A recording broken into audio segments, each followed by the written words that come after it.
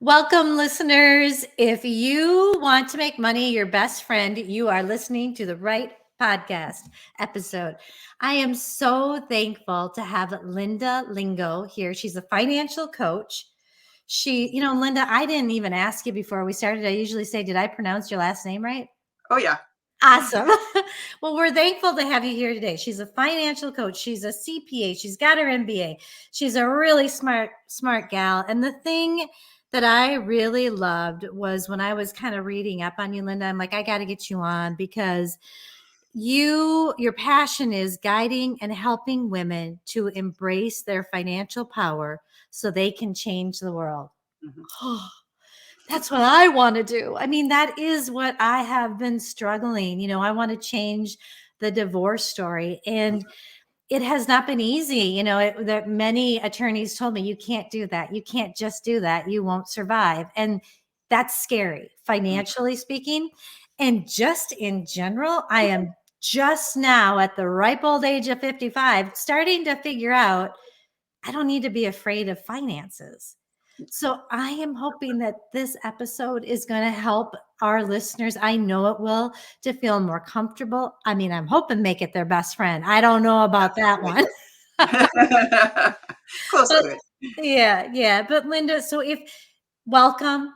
Thank you for being here. And if you can kind of we always like to get background just because it's fun to get to know you a little bit. What led you down the financial path? And I think I saw something about you going through a divorce that may be pulling at your heartstrings for my listeners too. Absolutely. Thank you, Lisa. Thank you for having me on your podcast. And I don't think you know this, or you may. I was brought up in South Dakota, so we were next door neighbors I know. at one point in time. But yes, so what led me down the financial path? Well, got my MBA. I was a CPA. I am a CPA. But what led me to be a financial advisor, which I was for 10 years, actually, it was like my third career at age 50, was I had a really bad experience with my male financial advisor, which is a whole nother segment and a whole nother story. But it led me, I walked out of the office thinking, I don't want another woman to go through this experience, condescending, demeaning, and I can do this better than him. So I thought, if I can pass the CPA exam and if I can get my MBA, I surely can pass all the tests that are required to be a financial advisor. So I did. And I started another career as a financial advisor. After 10 years, I realized financial advisors typically, not always, but typically don't get paid to educate. And women want education. They want to understand what they're investing in before they pull the plug, before they do it. And here's a little side note. Women are actually better investors than men. So, and there's a lot of reasons behind that, and that's like another podcast. But so I transitioned, I pivoted from being a financial advisor, handling all the money, doing the investing, to being a financial coach, because I realized that you can make money your best friend, but financial advisors are not taught how to do it. I don't know. It's the IQ versus the EQ. Mm-hmm. So there's the intelligent, make a budget, pay your bills on time, check your credit report. I mean, these are all important things, but nobody talks about the emotional side of money. And that's how you make money your best friend. Oh, give me more. I love talking about emotions and your mindset. So I cannot wait. Tell me more about this. I mean, can we get started helping listeners right now? Absolutely. So believe it or not, by the age of 7, our money beliefs are formed. It may be what our parents do or don't tell us, but it's what we absorb from our family life. And so the first way to make money your best friend is actually, and I actually have a free resource and I'll share all these with your listeners, but it's actually walking through and answering questions about what is your first memory about money?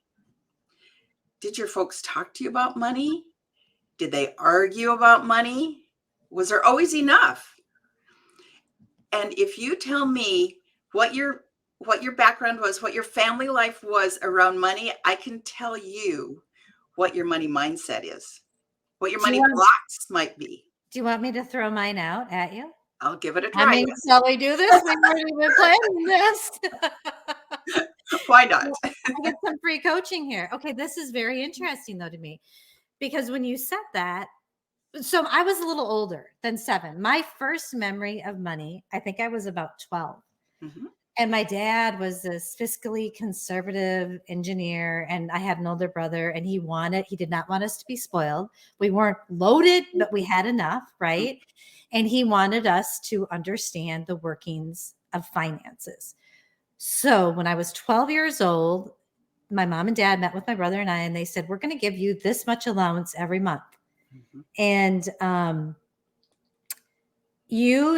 I basically needed to purchase everything I needed, including school clothes. I had to budget. My brother was so excited. He was like, yes. And he was like seeing how, and I was like terrified. And I thought, I'm just a baby. I'm a kid. I don't want to think about that. I don't want to have to deal with that. And I think you talked to me, but I think it kind of led me down the path to not really wanting to deal with finances and kind of being afraid of them and not really looking at them. I have no idea why. My parents were doing what they thought was right. Mhm. One kid, really thrived with it. The other one got afraid. Mhm. Mhm. That's not unusual at all. But here's what I am hearing you say is that they gave you the IQ without the EQ. Probably. I don't even know what that means. They gave you the tools, so they gave you an allowance. They told you what their expectations were, but not the emotional side of it, the why behind it. And if you didn't understand that being in control of your finances gives you freedom, Mhm. gives you security, gives you a feeling of abundance and gratitude, why would you want to take that responsibility on? That's a lot of responsibility for a 12-year-old. Now, I'm all for allowance, so I don't, I'm definitely Right. for it. But I think phasing it in, maybe, especially at age 12, would make a little bit more. I did the same thing with my kids, but I phased it in. So at 12, they had an allowance, and I set it up so they could spend, save, and gift. Yep. Gifting is important to us. It's one of my values, one of my core values. And I let them, and so we broke it up. And so gifting was 10%, and they could give to a cause that was important to them. And then 40% was saving, and 50% they could spend.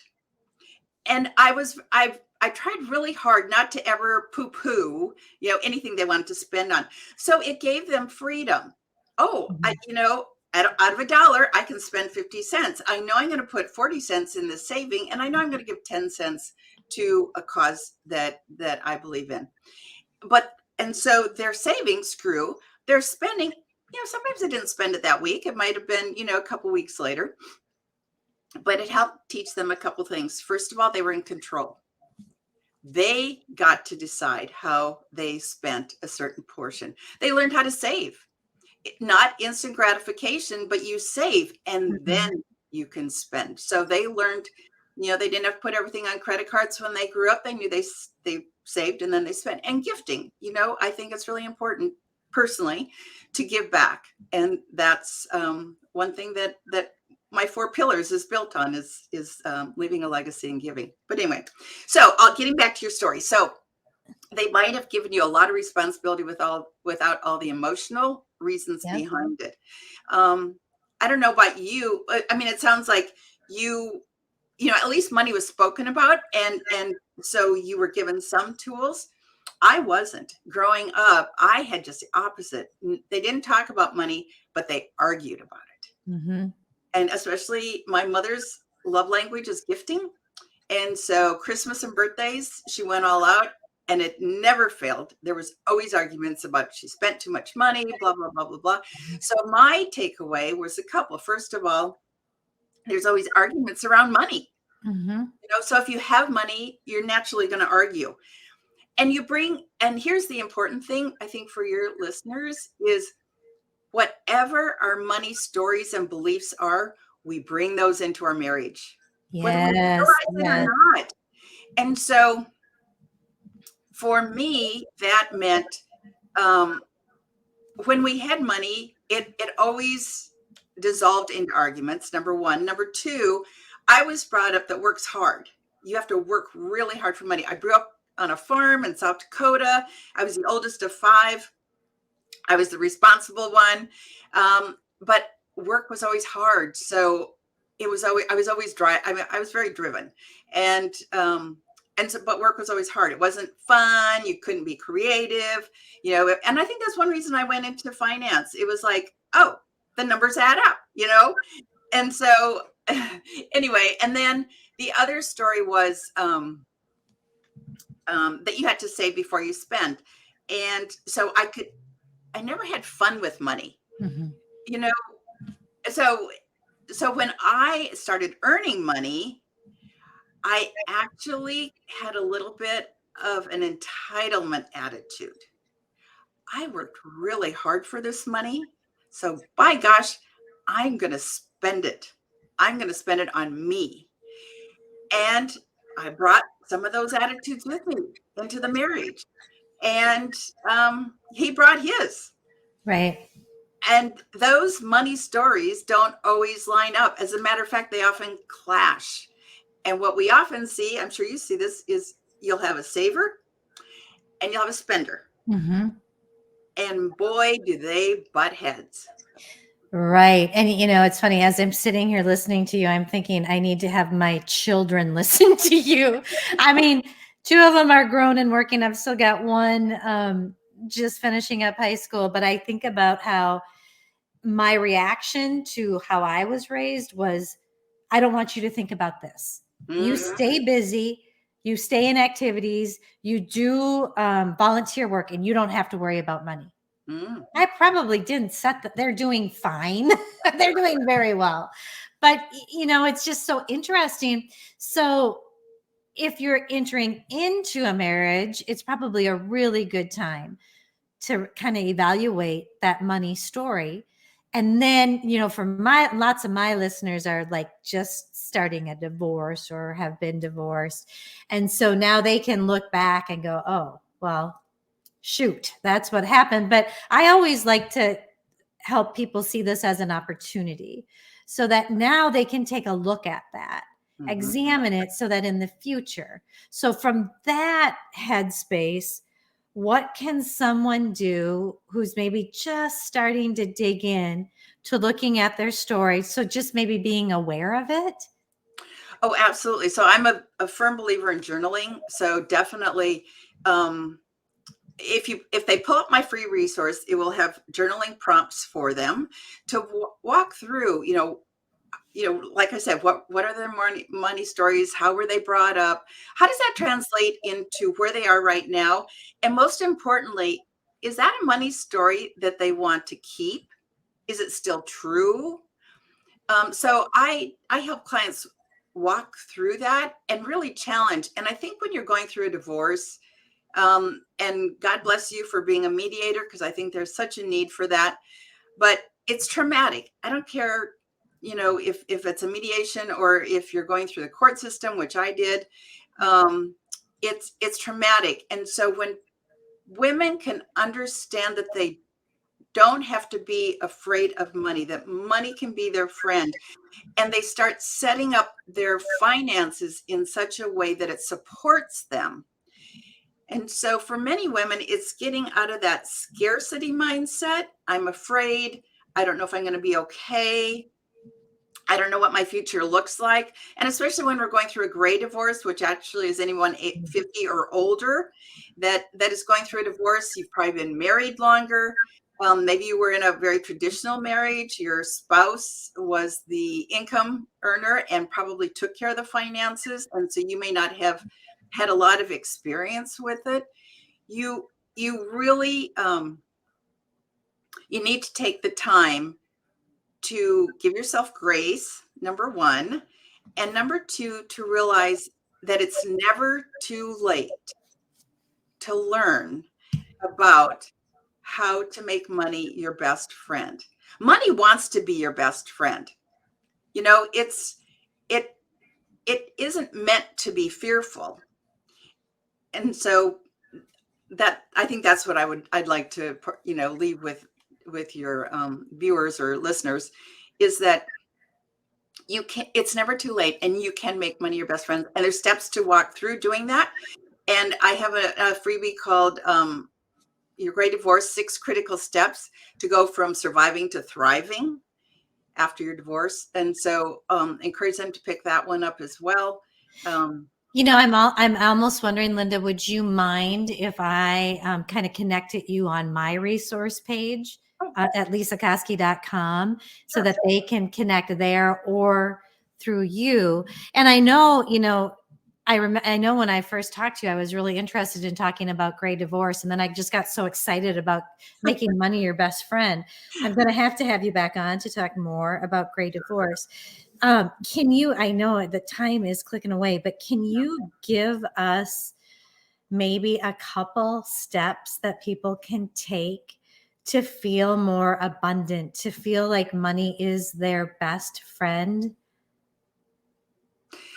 Yes. So I would say, first of all, the negative thoughts we have are actually like trails or ruts in our brain. Neural pathways. Neural pathways. Thank you. And when we recognize the negative stories we're telling ourselves, I'm no good with money. I hear that all the time from women. I'm no good with money. I can't manage my money. That's a story they've told themselves. They probably picked it up from childhood. One of their parents probably said that once, or the parents said it to each other. You're no good with money. Child picked it up. It's a story they've been telling themselves. So the rut has gotten deeper and deeper and deeper. So first of all, I encourage you to recognize what you're saying to yourself. Write it down, and then ask yourself, is that true? And how can I reframe that to a positive? Because it's a loop. They're caught in a scarcity loop. And so they're telling themselves a negative story. Their actions, their beliefs are then going to cause actions that reinforce the negative. So I'm no good with money. I'm not going to open my mail. Oh, I didn't pay my bill on time. Guess what? I'm no good with money. Let's recognize, reframe, and make that into a positive. So transferring them into a positive, or what I call the gratitude loop. And it's like, I can be good with money. This is how I'm going to act differently. I am going to open my mail. Right. I'm going to put it on auto. It will get paid on time. Look at that. I can manage my finance. I can manage my money. I mean, that's just one little example. Yes. And Linda, I'm just loving what you're saying. And I think what I have found in my own journey as I'm listening to you talk about this and finances, I find that, okay, so I want to change my story and it needs to be believable to me. Right. So sometimes I have to, like right now I was thinking in my head, and this is what I am going off of now, and it's truly happening. I am a woman learning how to be really good with my finances and how to really love the abundance of finances. And just what you're saying, I love that when you have that feeling, it causes you to act and you can feel better. Where before I would be, I think at this, and I'd still maybe do the same action, but it didn't feel good. Right. And remember, well, I believe money is energy. And so when we're putting out negative thoughts, I'm no good with money, I can't handle it, I can't pay my bill, guess what? That negative energy is coming back to you. When you put out positive energy, I can pay my bills on time, I can do this. It's reinforcing it. So I think it's really important to remember that words are power, and they create energy. And we want to make sure that we are putting out positive words. Yes, they have to be believable. And that's why I say small steps. You don't have to conquer the world in one day, but small steps taken consistently achieve results. I love that. And I love bite-sized pieces because it just makes things simpler. Oh, Linda, we are running out of time. I absolutely am going to book you again because I want to do for sure the Great Divorce. I'm going to talk about that a little bit more and your story a little bit more too. But okay, so as we get to the end of my show. It's called the Saddle Up segment. And because I'm in the barn and there's horses and saddles over there, I like to find out one little piece of advice. You've given us so much.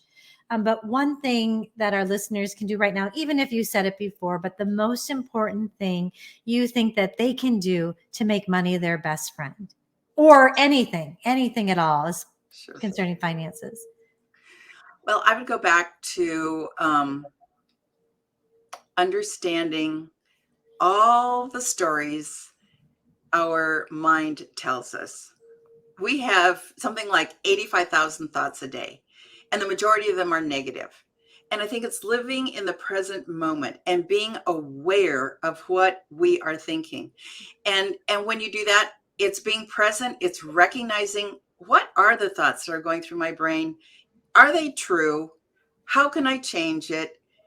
I really do want to be better at this. I won't, and I can take little steps to make it happen. Oh, that was so good. That was like everything you said. That's amazing. You're so in line with my thinking and what I like to give to my listeners. So, Linda, if my listeners want to reach out and get a financial coach, where's the best place? And we'll have it in the show notes, but where can they find you? Super easy. lindalingo.com. I love easy. All right, listeners, go to lindalingo.com. I'm also going to, again, have you, we're going to figure that out, how to get you on my website. And so my listeners can go there to find you or go to you. But Linda, I really want to thank you because I kind of, we didn't really know each other before this. And I'm so thankful for this opportunity. You help me as a person. You're helping my listeners. So I appreciate what you're doing so much. Thank you. And thank you for taking the time to be here. And my pleasure. When we get off, we're going to set up another time. Thank you, Lisa. Thanks so much, Linda.